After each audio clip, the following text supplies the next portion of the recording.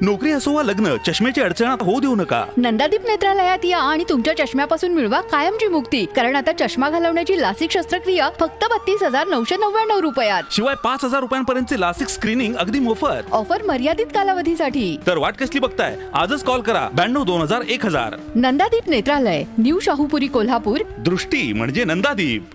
अतिक्रमण न काढल्यास भाजप तीव्र आंदोलन करणार, हेमंत आराध्ये.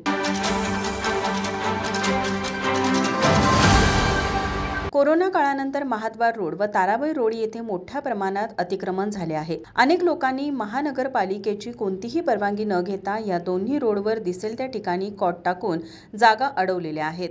येथील अनधिकृत अतिक्रमण हटवावे या मागणीचे निवेदन भाजपा जिल्हा उपाध्यक्ष हेमंत आराध्ये व भाजपा शिष्टमंडळाने कोल्हापूर महानगरपालिका अतिरिक्त आयुक्त रविकांत अडसूळ यांना दिले.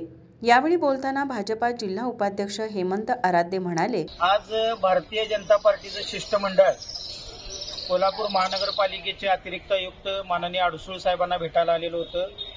कोल्हापूर शहरामध्ये विविध ठिकाणी ज्या पद्धतीनं अतिक्रमण वाढत आहेत, या अतिक्रमणांवर कारवाई करावी अशी भारतीय जनता पार्टीच्या शिष्टमंडळाची मागणी होती.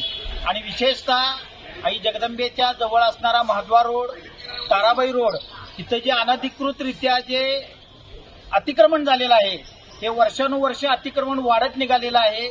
या अतिक्रमणांवर कारवाई तातडीनं व्हायला पाहिजे अशी भूमिका भारतीय जनता पार्टीच्या शिष्टमंडळाची होती.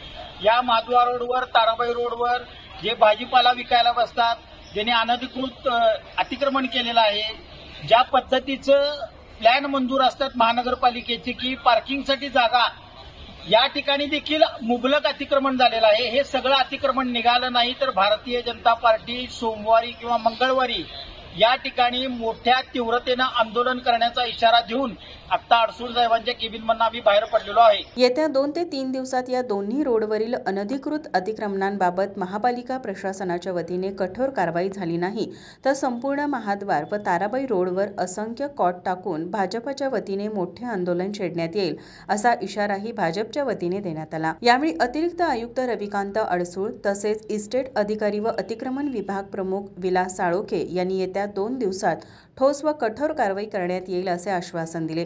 यावेळी जिल्हा सरचिटणीस विराज चिखलीकर, अमर साठे, राजू मोरे, माधुरी नकाते, सुनील पाटील, विजय अगरवाल, विशाल शिराळकर, रवी किरण गवळी, गिरीश साळोखे, अनिल कामत, अजित सूर्यवंशी, कोमल देसाई, एकता भालकर, प्रवीण शिंदे यांच्यासह भाजपा पदाधिकारी, कार्यकर्ते मोठ्या संख्येने उपस्थित होते. माझा महाराष्ट्र न्यूजसाठी कॅमेरामन नाज अत्तारसह अमृता बुगले, कोल्हापूर.